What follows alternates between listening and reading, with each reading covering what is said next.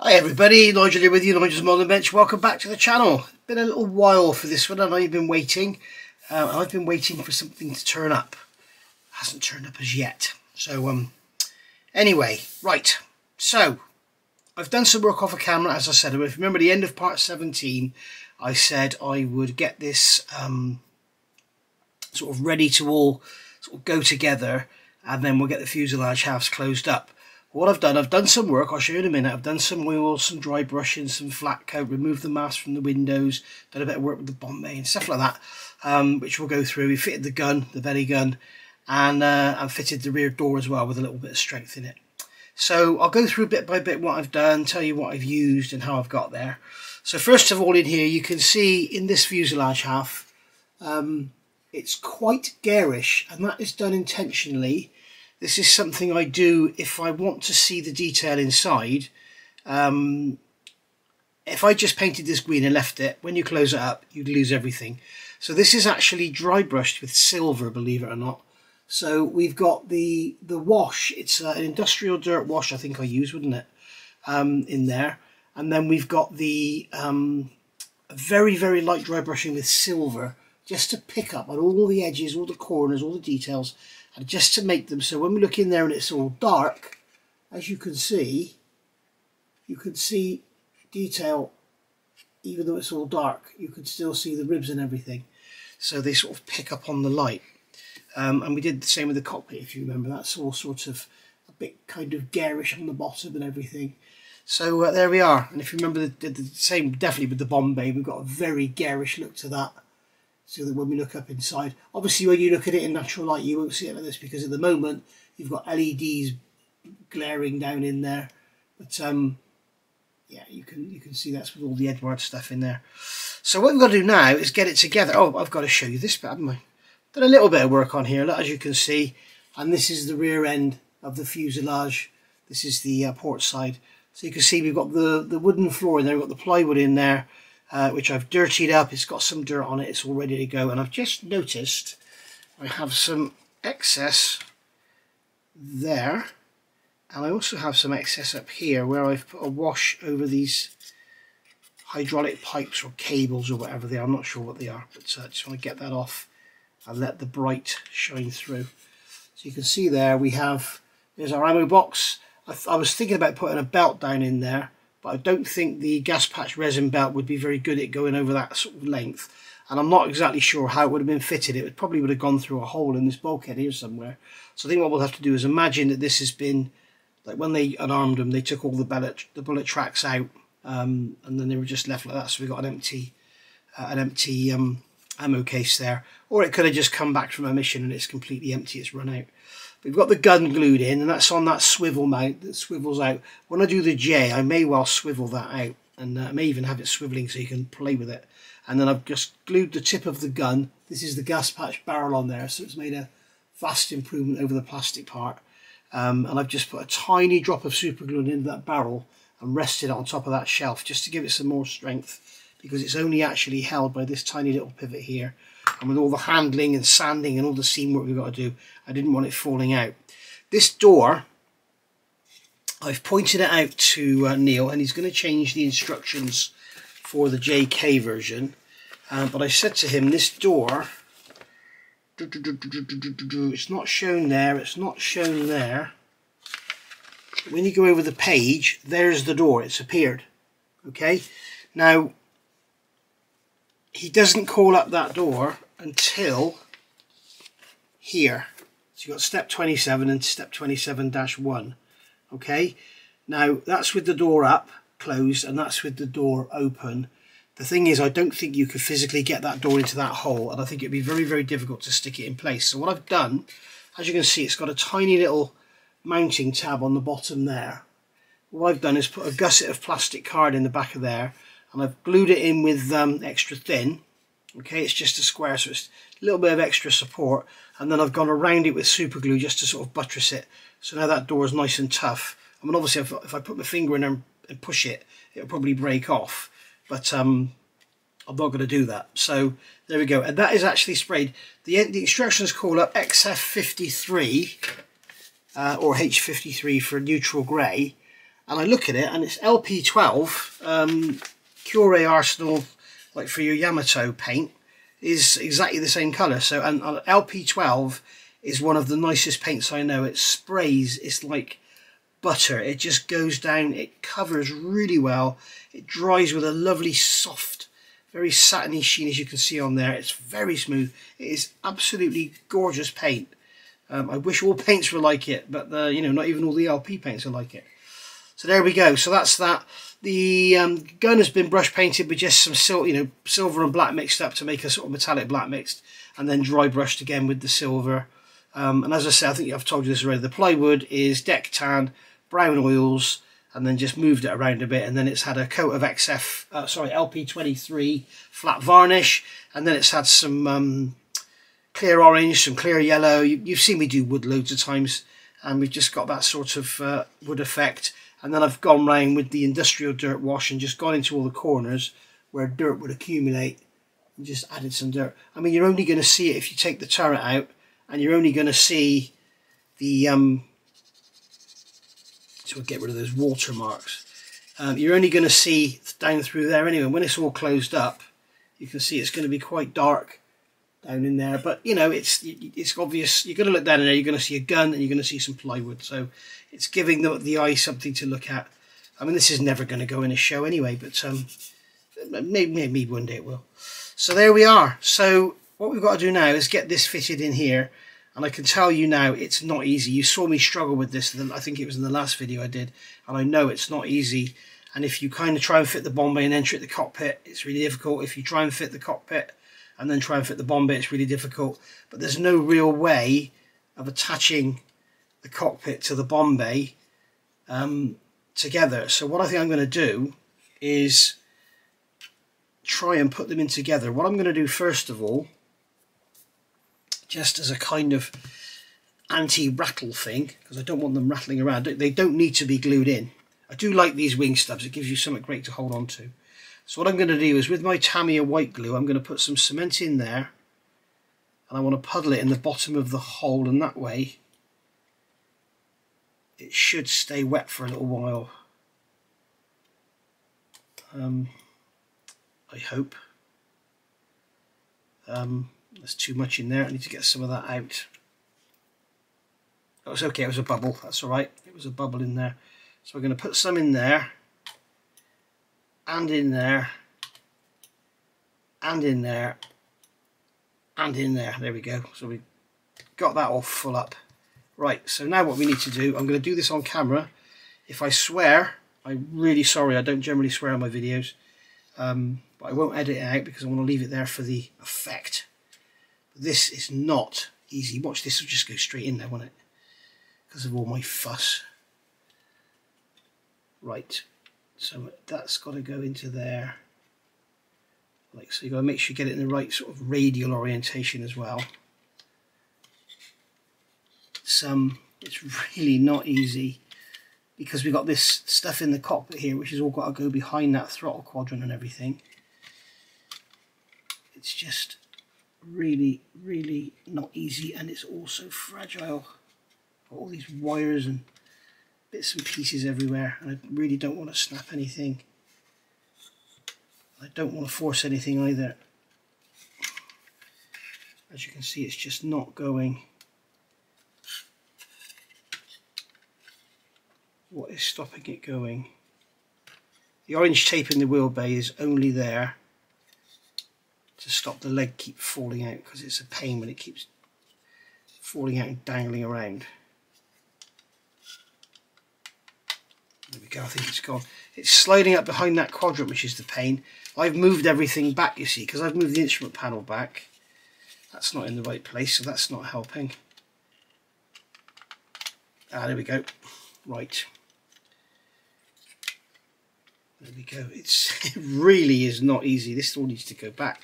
Ah, okay, so that Bombay, there's a tab on the bottom of that Bombay that's got to slip into that. Oh wow, that's going to make life difficult. That's lucky, the floor broke away. That's good. Right, that was the best thing that could happen. Okay, so the floor broke away. That was what was stopping it going in. So don't put the floor in until you're ready There we go, I think it's all gone in now. Yeah, there's that tab on the bottom on the back of the bomb bay there, look, and that's going into that floor. So luckily the floor wasn't glued in too solidly, and it was only glued at the bottom, not at the sides. So there we are. So that, I believe, is all in. Yes, it is. So hopefully now that'll all get to work with that Tamiya white glue. What I'm going to do now is just grab some extra thin. I need to peg that down first, don't I? Because otherwise it's going to move up and take a load of paint with it.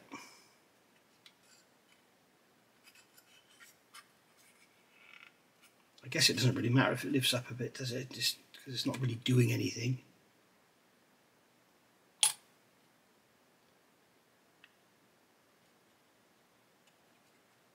There we go. And what I must remember to do before I close this up is put some reflective tape in there so that when we look through we see some shininess behind the lights. Right, so I think what we need to do now, because it's all sort of creaking and everything, I think we just need to check. I hope I wasn't all off camera then, guys. If I was, I'm sorry. I'm certainly not going to be doing that again. Getting all this together is quite tricky because all these bulkheads here, they all fit on these ribs here and they are perfect. You know, I'm always going on about how that Stuka, that border model Stuka went together and how perfect the fit was. This thing is unbelievably good. It is really, really nice. There we go. There's so much that it's like, it's unbelievable. You've got bits that got to fit around the back of the bomb bay. You've got all those bulkheads that have to go over. Getting this fuselage together is tricky, to say the least. You can hear it all coming together.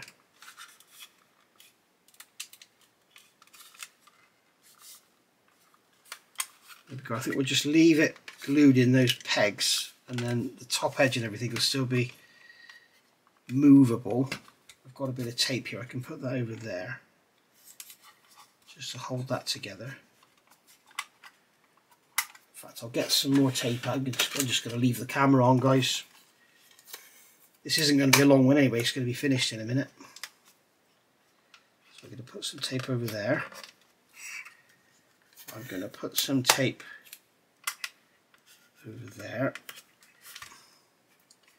It's quite weighty, this thing. I'm going to put some tape over there because that's a really important place, because that's where those pegs are. So I want it to dry. The glue to dry with those pegs in place, and here you can see it's all taking a bit of a squeeze to get it together, so we may have to do some sanding on the edges of stuff to let it to pull together a bit nicer. I think we may be in the wing at wings territory with all the brilliant tolerances, and the thickness of the paint is affecting the way it's going together, but you can see that it's just going to be a doddle at the end of the day. Really, really nice. Look at all that detail. It's like every single square inch of this bloody thing. All the detail up in there. You've got all the detail in there. All the detail in there. And then you've got all that detail in there. All that detail in there. You've even got detail in here that you can't even see. It's, yeah, it's gorgeous. It really is absolutely bloody gorgeous, this thing. I can't wait to do the A-20G because that means I'll get a chance to do all the detail in the nose.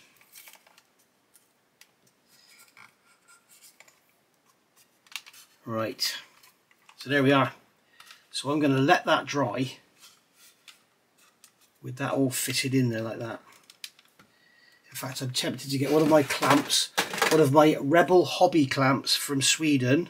These are Rebel Hobby clamps, and they are clamps and they come from a company called Rebel Hobby in Sweden. Okay, so that's Rebel Hobby in Sweden, that's where they come from. They're a Swedish company called Rebel Hobby.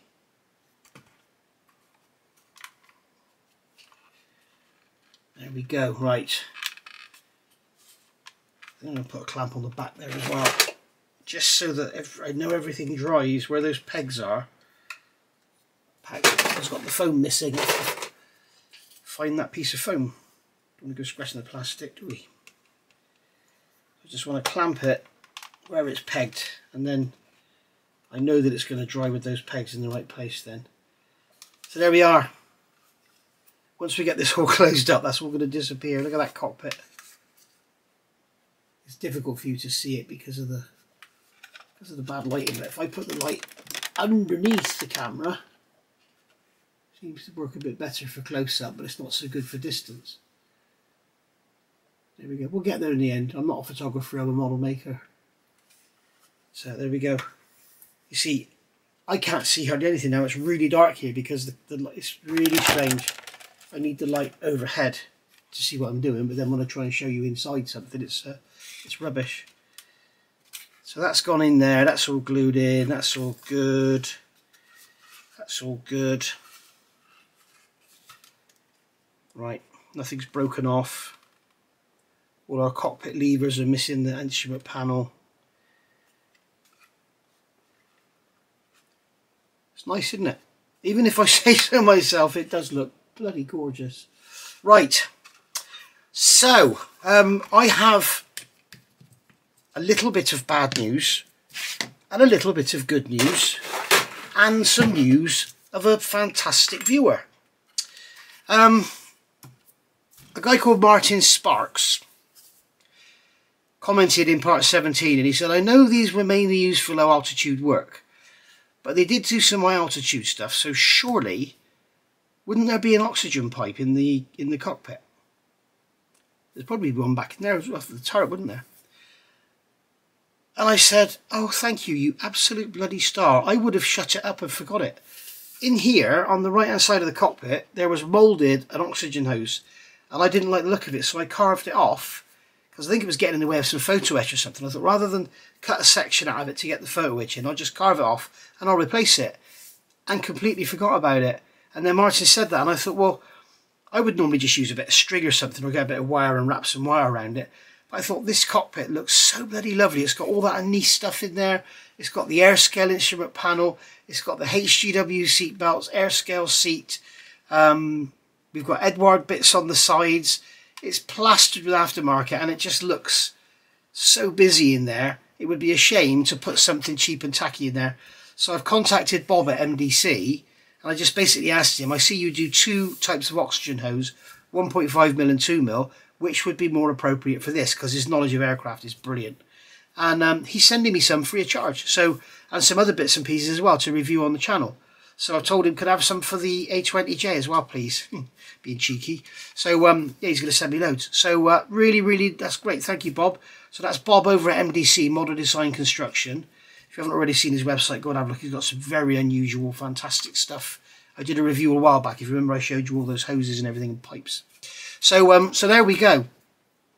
We now have one plastic curry pot which is empty, one plastic curry pot which has got all our turret in there, and then we have one plastic curry pot which has just got the dinghy, which I can't use. I'm going to have to do something with that.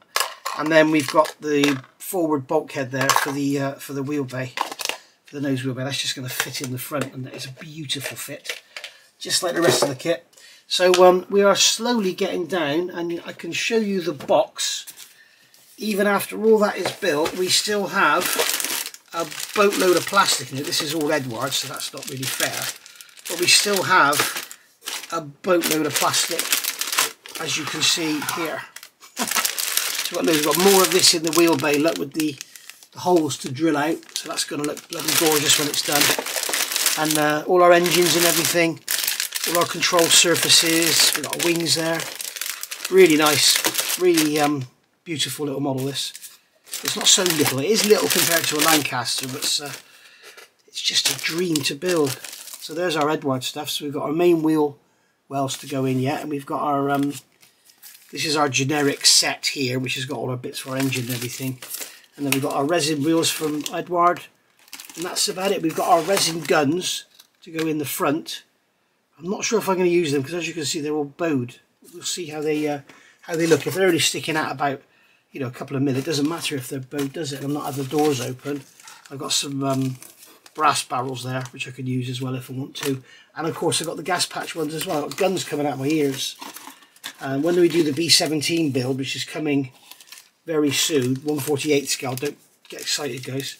I've got loads of stuff for that. So for an old B-17G kit, I know I've got a load of barrels and everything. So I'm going to finish this video in a minute. It's only been 20 minutes long. So we've done the cockpit, we've done the front gear, we've done the, well, we've kind of done the turret. What's happened is those gas patch, I don't know if I've told you this before, I don't think I have. The gas patch rounds don't fit well on these photo etch wheels.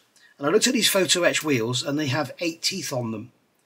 So I've spoken to Neil and I've asked him if he can make them with 9 teeth so they match the gas patch bullets better.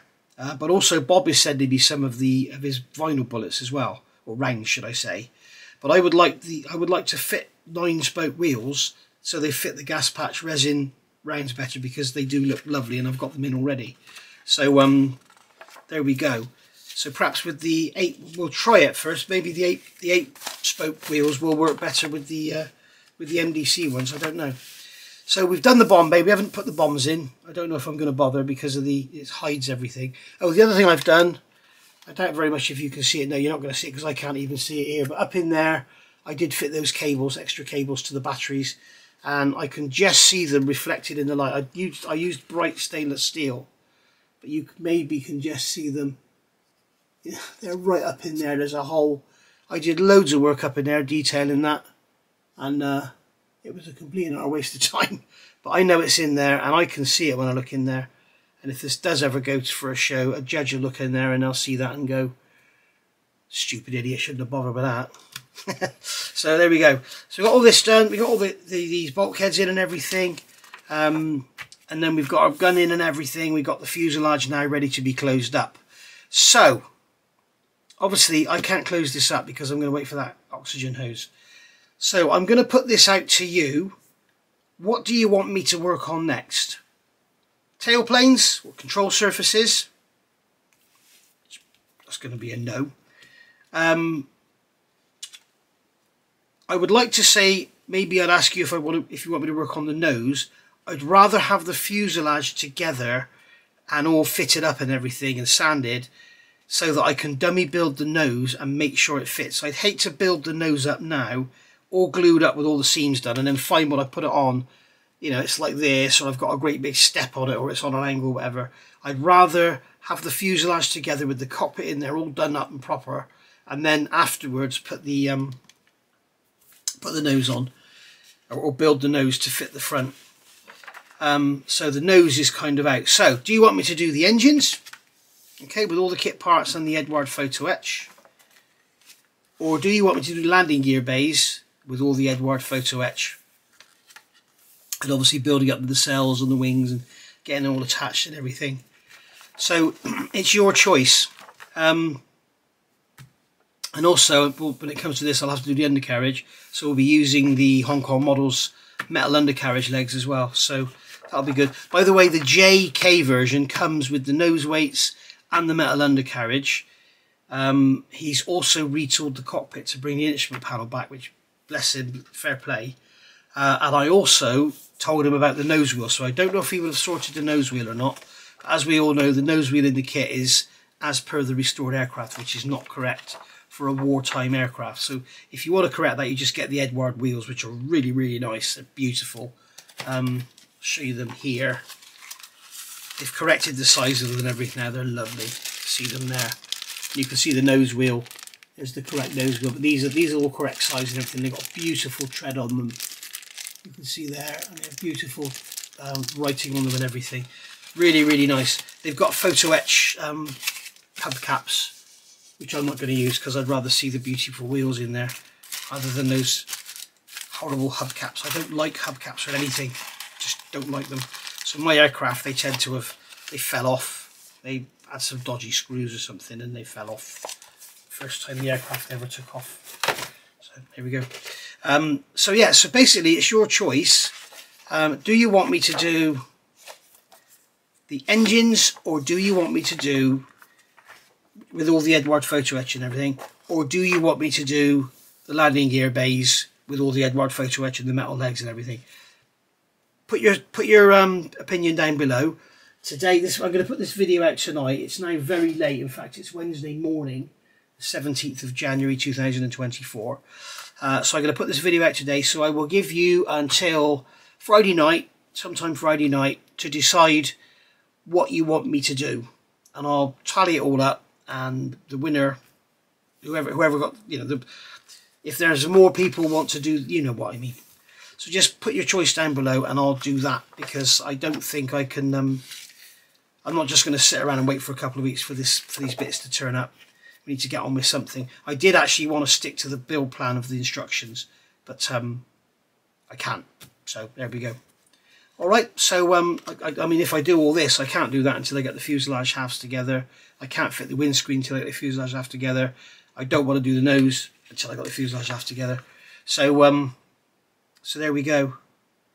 But judging by the rest of this kit, except the turret's a bit funny with the fit. It's not bad, it's just normal. It's like a normal sort of Revell kit, the turret, say. But everything else is like bloody amazing. It's absolutely amazing, the fit. So yeah, you got the choice. Engines, landing gear bays, there we are. I'll see you all soon. Have another look. It's bloody weighty, you know. Have another look. It's lovely, isn't it? It's lovely. You should go and get yourself one, or maybe you're waiting for the J. I think the other thing I'm going to do, which I never ever do, I think I'm going to let you guys choose which scheme I do the J in, because I know you're going to choose the RAF Boston, aren't you? But yeah, okay. It'll look a good part next to the Lancaster. There's actually a picture in one of the Wing Leader photo archive books, and there's a Lancaster parked there, and just behind it is one of these. It looks lovely, and they look lovely together. It's like, it looks so small, but it's just so, I want to say this is like so handsome. No, I don't know what word I'm looking for. It just looks so sort of ready to go and fight, you know, whereas the Lancaster sat there, it's like, come load me up, fill me up with all your bombs, and I'll go and sling them at someone. But this is like, come on, I want to go. It's like this is the Lancaster's boy. Do you know what I mean? I'm going mental, aren't I? No, I haven't been drinking or smoking or anything. So there we are. I'll see you all soon, guys. Thank you for watching, and go and get yourself one of these. It's bloody awesome. Right, bye for now.